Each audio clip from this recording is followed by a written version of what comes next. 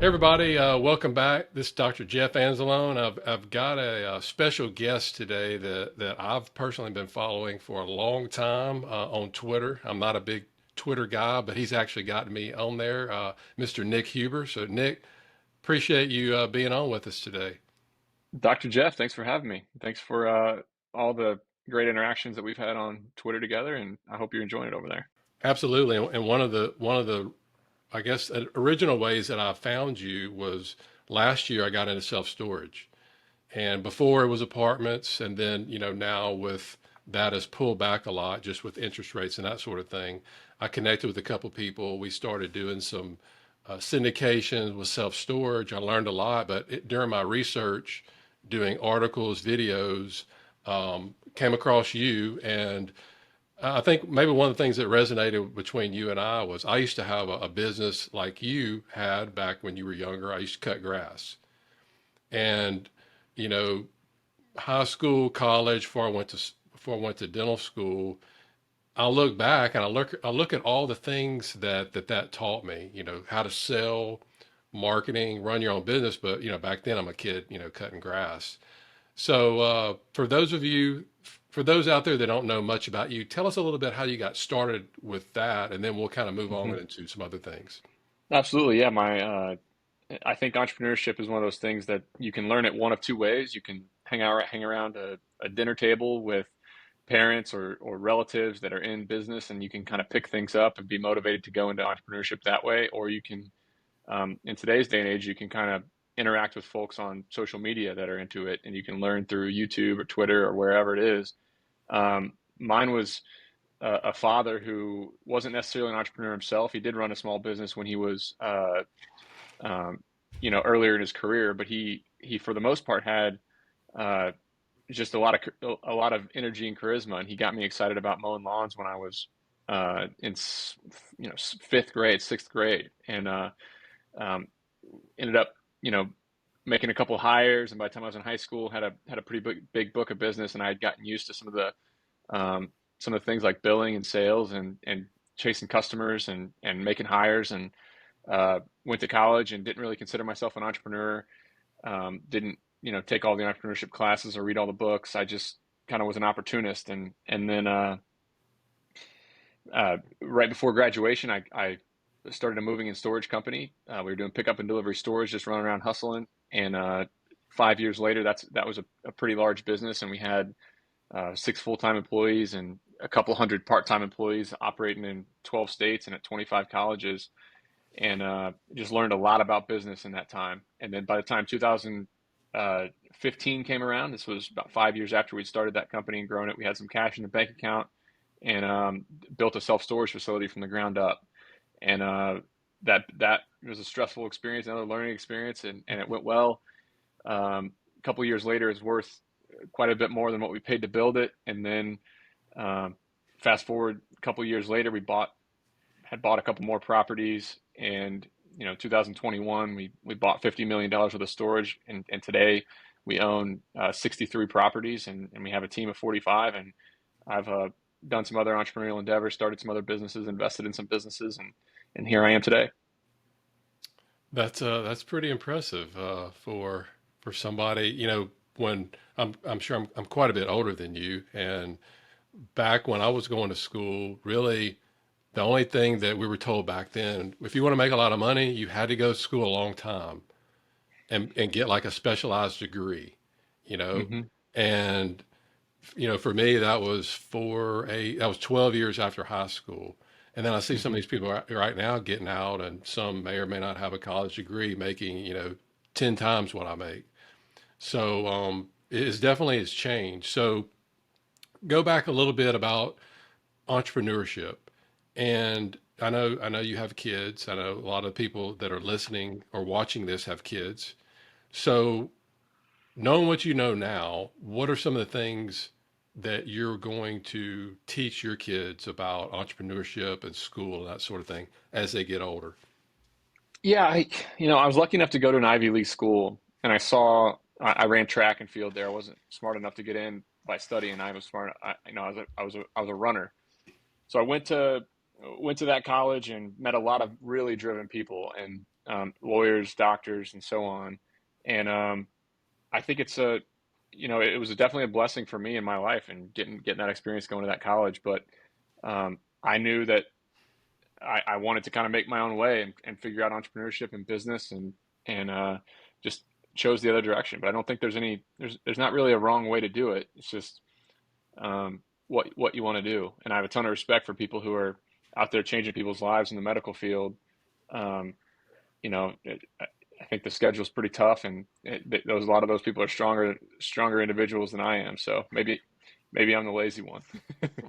I don't know about that. So your story kind of resonates a little bit. I read Ron DeSantis's book, and Hmm. he grew up middle class like I did, what a lot of people did, and he went to an Ivy League school like you, and was just you go to like a little, you're from a small town like me, and then like him, and then he goes to this big school and he's around all these different people making these different connections. So do you think that you may encourage your kids to potentially, if they have the opportunity to do that, to make the connections, or is that very important? What do you think? Yeah, I battle with it. First of all, I don't think that I don't think my kids are going to be able to get into the Ivy League schools, frankly. I just I don't know that you know the way things are going and how competitive it really is, and all the extracurriculars and all the AP classes and the amazing test scores. I just don't know that that's something that I'm going to prioritize as a parent Mhm. for my kids, because I know that to get in the Ivy League now, it's a full family effort, and every from the time you're in seventh or eighth grade to the time you graduate, it's a plan, and it's a lot of extra work for everybody involved to get into the Ivy League. And I think I'll be fine with a state school degree for my kids, to be honest. I don't know that I think the connections can come one of two ways. I made a lot of connections in my Ivy League school, but kind of you know I'll plan to build some relationships for my kids and help them when it comes to the networking. But yeah, I don't know if $65,000 a year and that kind of competitive you know administrate admission process is something worth doing or not. Yeah. I've got a kid right now. He just started school, and we got all this 529 money, and he's not, we don't need it because he got scholarship and all that stuff. And he was kind of asking me about, well, yeah, I was reading on the 529 site, and you can actually use that to buy a house or rent. And can we use it to go do Airbnbs and stuff? So I'm glad they're kind of, you know, looking at being smart with their money. But Hmm. he's playing college ball, football, and you mentioned you ran track. So what are some of the what are looking back on running track and what you did and the relationships and all the things that went involved with that, what are some of the things, the lessons that you got from that that you're using maybe today? Oh, I mean, I think it's a great primer in doing uncomfortable things. I mean, when you have uh, when you're on that starting line and the pressure's on, or you're on the field and it's a game time situation, it's uncomfortable, it's nerve-wracking, and it's stressful. And that's exactly what business is, or doing anything in life that's going to set Hmm. you ahead. It's uncomfortable and it's stressful. And so I think sports, that experience of dealing with failure, because no matter how good you are at sports, you're always going to miss a shot, you're always going to throw an interception, you're always going to lose a big game. Um, Handling failure is part of life too, and life is hard. So in those two ways, I think sports was a excellent primer for entrepreneurship, risk taking, and going out and trying to do a little more than most people try to do, because anytime you try to take steps forward, it gets uncomfortable, and sports are pretty uncomfortable too. Yeah, and another thing that I've found that with going through the college application and stuff with him, it looks like that they like people that play sports, that they can juggle that. Like if they were trying to go to a medical school or maybe get a job or something where somebody looks and said, "Hey, you had really good grades, but you also juggled this." So I think that helps too. So as we had mentioned earlier, most of the people watching this are high income earners. They pay a lot of taxes. Most of them rely on one income source. Hmm. I had, my wake up call years ago when we were snow skiing with my kids, fell, hurt my wrist. that was my wake up call. Like if I can't use my hands, I can't provide for my family. Hmm. And then that actually started me questioning the typical road to retirement. What I was told I had to do, work for 40 years, put your money in a 401k and live happily ever after. Hmm. So we're a lot of us are dealing with that now with trying to figure out, I get calls all the time with people, doctors, dentists, engineers, hey, they're telling me they want to go one way. They want to get to the point where work is optional in 7 to 10 years, but they're like, well, I still have to put my money in a 401k. So they're trying to go to Georgia, but their actions are taking them to California or whatever. So Hmm. what would you say in somebody with a situation like that that's trying to do that, yet they're going the other way? Yeah, it's a tough, I mean, it's a tough balance because being a doctor, being an attorney, being a medical professional, you can make a lot of money, but you do pay a lot of tax. And unless you're a real estate professional, the depreciation from real estate doesn't really offset your W-2 income. So I think the best advice would be to, I'm not a CPA. I do a lot of tax workshops and webinars with my friend Mitchell Baldridge, who's a brilliant CPA. So consult your own CPA and attorney when you're making these decisions. But Mitchell would tell you that the powerful combination is a real estate professional status for one of the spouses. Either it's a husband if the wife is a doctor, or the wife if the husband is a doctor, so that somebody can be a real estate professional in that family, and that way depreciation as you invest into real estate can offset W-2 income. But look, I mean, everybody talks about how real estate's amazing, and it is long term, but it's a wealth protecting and wealth growing strategy, but it's not really a wealth creation strategies, in my opinion. Like Hmm. you can try to time the market, but it's really hard to make big money in chunks, especially if you're passive investing and you're not an operator yourself. So, especially this last year, real estate has been absolutely brutal. I can't with confidence tell people to buy real estate right now because the market is in a little bit of chaos. I mean, interest rates went from 3.5% to 7.5%. A lot of doctors and lawyers who invested with real estate sponsors in 2020 and 21 are going to get burned because these properties are worth a lot less than people paid for them. So it's a little bit of a dangerous game that if you're not I think of Warren Buffett. I was watching a little video where Tim Ferriss asked Warren Buffett what he would do with $1 million. Have you seen that video, Dr. Jeff? Tim Ferriss stands up in front of Warren Buffett and Charlie Munger at a at a conference and says, "Hey, uh, sir, if you had $1 million, and now you didn't necessarily need that $1 million to live on, and you were not a full-time investor, what would you do with $1 million? If you could be really specific about percentages, would it be real estate? What equities you would buy?" And I think Warren Buffett gave a very non-sexy answer, but it's probably the same answer that I would give. He said, "Find a low-cost ETF that's whole market and buy it and hold on to it for a really long time." Because if you're not a professional investor and you don't know this stuff and you don't understand, the debt and the risk and operations, it can be really easy to get burned. So I don't want to discourage folks from, buying real estate and investing with people like me who raise money from a lot of doctors and lawyers. But if you don't know what you're doing, you can really set yourself back and it can be really difficult. So um, I think there's a couple of different ways to think about it. So if somebody has like you just mentioned, you've raised money from physicians and dentists and that sort of thing. Somebody out there that wants to potentially get into or looking into getting in syndications, they've educated themselves, they've Hmm. they've talked with people, they've talked with other investors. How how would they, because you're a sponsor or you've been a Hmm. sponsor, how Yep. would they best go about number one, finding a sponsor to work with, and number two, figuring out if the deal is good or not? Yeah, so it's all about assumptions. Every single real estate sponsor, if they're doing deals, they're making assumptions on what's going to happen to a property after they buy it. And if you're investing in a deal and you don't understand the assumptions that sponsor is making in their spreadsheets, then you have no way of accurately measuring the risk in a deal. I'm seeing a ton of deals cross my desk nowadays from other sponsors who are raising money, and I think half of them are going to go under because they're making assumptions on rent growth. They're making assumptions on operating expenses. They're making assumptions on interest rates and debt levels and exit cap rates that are are not correct.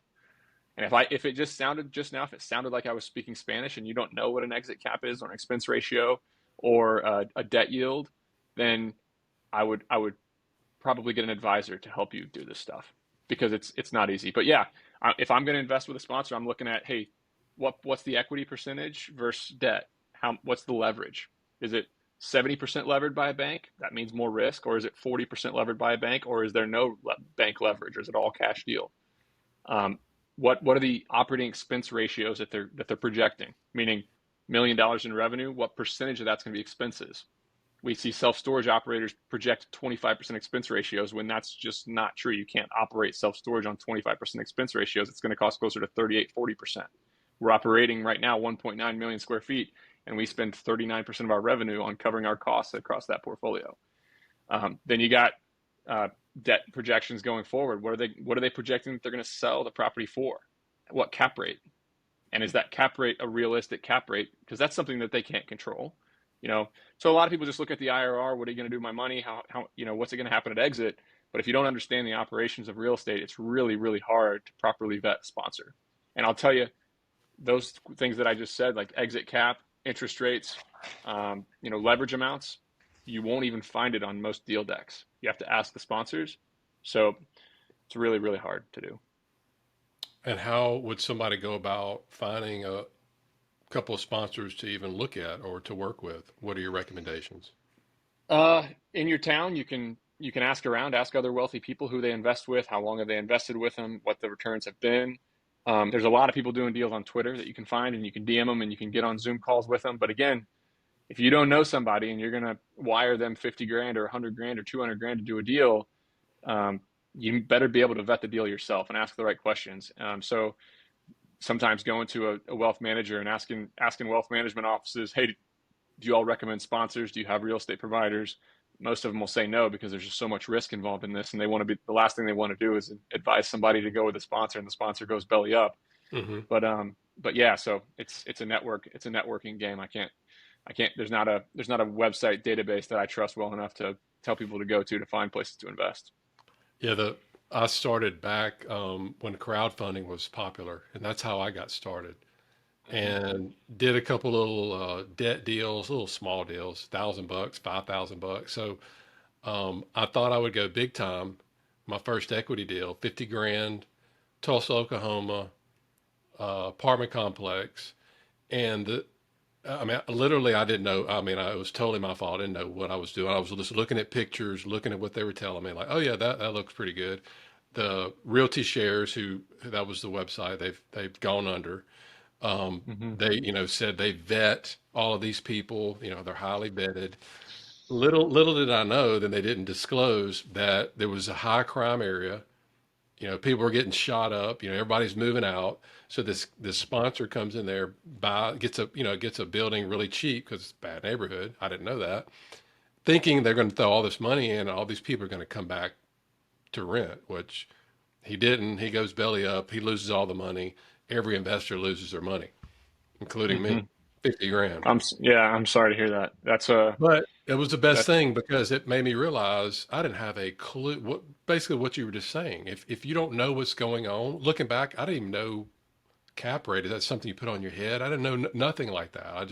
Hmm. I was just so excited, wanted to get into it. So now I only go, the way that I do it is go meet with people like you, other people, go look at their operations, talk with people, talk with their workers, talk with their investors, look at some deals that they have done, they've gone full cycle.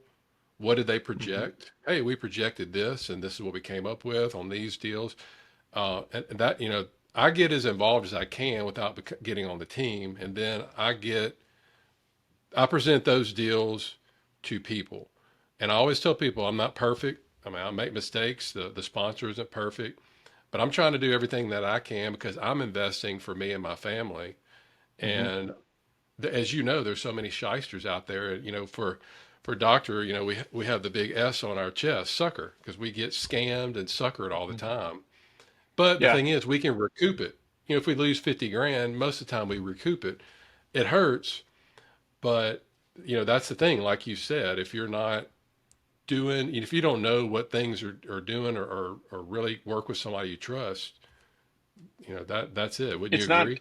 yeah, it's not insurmountable to learn these fundamentals. I mean, you can buy a book on real estate private equity and you can learn how this stuff works. You can learn how a preferred return works. You can learn how You a could be a promote works. doctor, You you can, could do this, right? I mean, you're kind of smart, you know? yeah, you can spend 20 hours of your time in a book and Yeah. you can learn about leverage levels. You can learn about debt yield and debt constant. Those are the two most important factors in real estate, in my opinion, meaning how much how much debt do you have and how much net operating income is that debt yielding?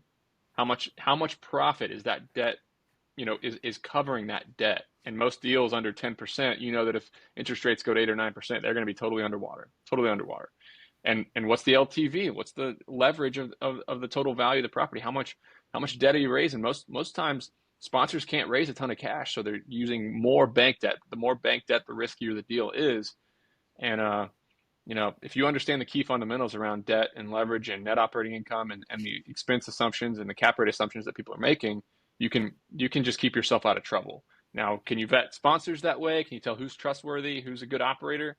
No, you got to use your gut there, but understanding real estate fundamentals and asking the right questions, you'll figure out pretty fast which deals to run away fast from.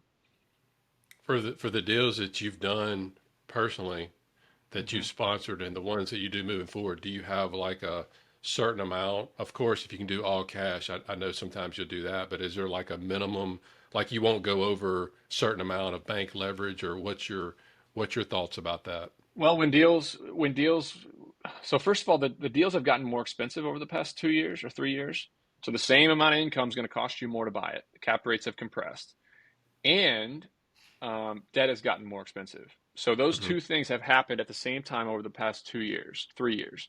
So what we've ended up doing is, okay, yeah, in 2021, when we could lock in 5 year, debt at 3.75%, we could buy a property with 70% leverage responsibly. We had enough income to cover it, and the prices were lower. So we were buying seven caps. We can, for 70% leverage, and the debt's, cheap. We have a pretty big spread between debt yield and debt constant.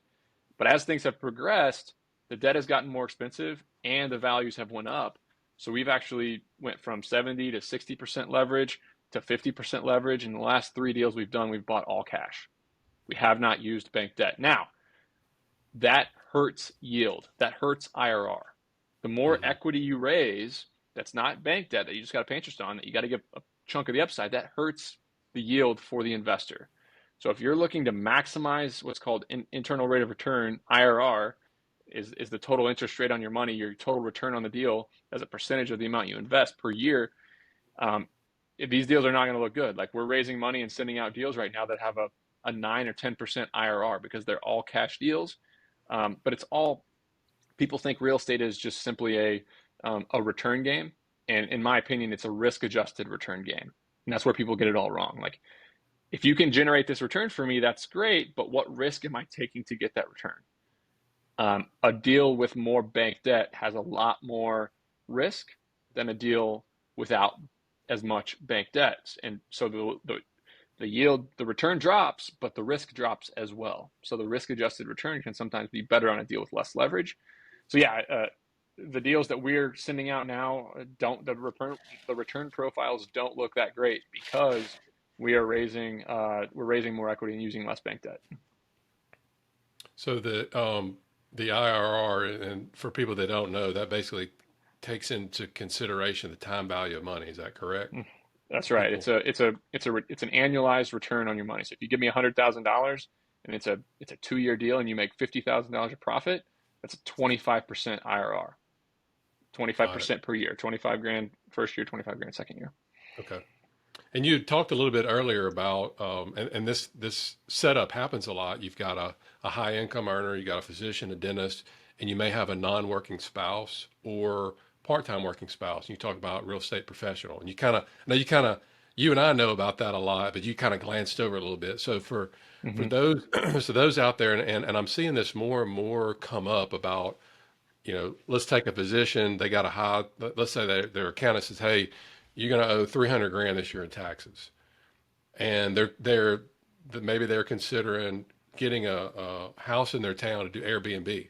And they've heard about this Airbnb loophole, or, short-term rental tax loophole or something like that. So, and I know you don't have to be a real estate professional to do that, but there are some certain rules that you can use to offset with that, plus being a real estate professional. So again, Hmm. we know you're not an accountant. We know you use Mitchell Baldridge with his accounting group. Unfortunately, you're a Hmm. Georgia fan, but we're going to let that slide. Okay, but Go dogs. but uh, but by saying that you're not a real estate professional, you're not an accountant. Um, Tell us in that situation how that works in very simplistic terms, and what that Yeah. could do to somebody's income being a real Basically, estate. yeah, basically there's two types of income. There's passive income, there's active income. There's a couple other types, but for this example, there's active and passive. Active Mhm. means it's what I do every day to make this income. I'm a doctor. I'm a physician. I'm a dentist. I'm a lawyer. I run a business that I'm very involved in. That's all active income. It's viewed in one bucket by the IRS. Then there's passive income and passive losses, and that's from real estate investments, things that you don't necessarily work on. Stocks, that's a different type um, of income, but they can't offset each other. So when you buy a property and you want to get bonus depreciation on this property, um, if you're not a real estate professional, if you don't qualify as a real estate professional with 700 hours and real estate being a main focus of what you do, then the depreciation cannot offset the income that you make in a W-2. So you can invest with a Tell, sponsor. tell, There's a lot pe- of tell depreciation. people You can't use it. tell people what, for those that don't know what depreciation is, what that means. What is that? Yeah, so depreciation means it's basically the time schedule at which you can write off or deduct the purchase of a real estate property. Okay. If I buy a computer mouse for my small business, I get to write this off the year that I buy it because I just buy it. It doesn't have a very long useful life. But if I buy a building, a single family home has a 27.5 year lifespan, and a commercial property has a 39-year lifespan in the eyes of the IRS. So you deduct the purchase price over that amount of years. You got to take out the land value, a couple other nuances to this, obviously. But if I buy a property for $1 million, I got to write it off over 39 years. And that's 2.2% a year. So if I spend $1 million on it, I get $22,000 of depreciation a year. That's a deduction that you can take every single year to offset your income. Again, it can't offset active income. It can offset passive income unless you're a real estate professional. Bonus depreciation is a law that passed that allows you to lump a big part of the building value into the first year. This year it's 80%, next year it's 60%. The last 2 years have been 100% of anything under a 15-year lifespan, because the windows have a lifespan, the flooring has a lifespan, the outside ground improvements, they all have different lifespans. The IRS deems them, different life cycles that you depreciate on. So you pay for a cost segregation. A firm that we both like and recommend and that I'm an investor in is recostseg.com. You get a cost segregation study done. They tell you the depreciation, schedule for you, and you can write off a big chunk of that depreciation in year one because of bonus depreciation. It's often 15 to 30% of the purchase price of the building, which if you buy $1 million property, can be 150, $300,000 deduction year one against your taxes if you're a real estate professional. And again, I'm not a CPA. Do not take that to the bank, and go talk to your CPA. So the person can still, let's say they're a doctor, they can still practice full time. Their wife is a either their wife or they act as a real estate professional. But as long as she's 750 hours, he or she is 750 hours or more If you're a material. full-time doctor, there's no way that you can be a real estate professional because that's not your primary focus. The spouse though. Yeah, the spouse can be, obviously, if they're not a full-time doctor or something. But yeah, if the spouse is a real estate agent, spends 700 hours and it's her main focus to be, or her his main focus to be in real estate, then yes, they can qualify as a real estate pro. And then as you start investing into deals, both people, that passive loss, the depreciation loss, can offset your active income and really protect your uh, taxable income as a high income earner. So why do you think, and you may not have an answer to this, um, why do you think none of the accountants out there are even mentioning anything like this to people? I mean, I never heard anything. I never heard anything from my accountant about it. It was just like, hey, send me your stuff. I'm gonna file your taxes. That's it. Do you have any thoughts about that? I think that a lot of CPAs, for some reason, act like they work for the IRS. It's just their personality. And I've I've had four CPAs in my life, and I fired three of them because they acted like they worked for the IRS. They didn't work for me. Their job is to build a case, and obviously there's a lot of blurry lines in the tax code where you don't know the exact answer, and you might get audited by the IRS, and that's okay. If you get audited by the IRS and they find something, you just need to be prepared to um, take care of that, and you need to try your hardest to follow all the rules, obviously. But yeah, a CPA that won't take advantage of things like depreciation, they exist and they're very common. And I think a lot of it is also that they just don't want to do that extra work. A cost segregation and a depreciation schedule, and claiming those deductions is a lot of work for them. So there's nothing in it for them. They're not motivated by how little taxes you pay. Yeah, my wife's cousin uh, is married to an ER physician, and they've Hmm. got like five or six Airbnbs. I mean, she runs everything. You know, she doesn't work. She runs everything. She works a little bit with the young life in the area, but and when we were talking about it, and they'd never heard of the short term rental tax advantages, the loophole, using any of that depreciation. What is depreciation? Getting cost segs on any of that, and she was Hmm. just like mortified that they've had this accountant for so long and they're just always paying all these taxes. I'm like, you're already a real estate professional. You're already doing from what it sounds like. You're already doing this, and it blows my mind how they just wouldn't just mention that to somebody that's already doing it. So It's I think sad. you're Yeah, right. I it's think they're sad. just lazy. There's a lot of bad CPAs out there that are costing their clients tremendous money, and Yeah, they all talk in a way that makes them sound really smart and makes their clients trust them, and therefore they're less likely to switch away from them. And it's a sad deal. yeah, that's right. So, if people want to learn more about you, what you do, some of the deals that you offer, or if you're going to Hmm. offer them to anybody, where can they go find you? And we'll put all the everything in the show notes too. But I'd like to hear it from you as well. Yeah, I appreciate it. So I spend a lot of time on an email each week where I write down the stuff I'm thinking about and learning about when it comes to delegation, tax efficiency, real estate, hiring, entrepreneurship, and it's in a newsletter every week, and it's a couple thousand words, and I'm covering some pretty in-depth topics. But if you go to sweatystartup.com, you can sign up for my newsletter. I send it once a week, and I know that you'll learn something from it. Or you can go to Twitter and follow me at Sweaty Startup.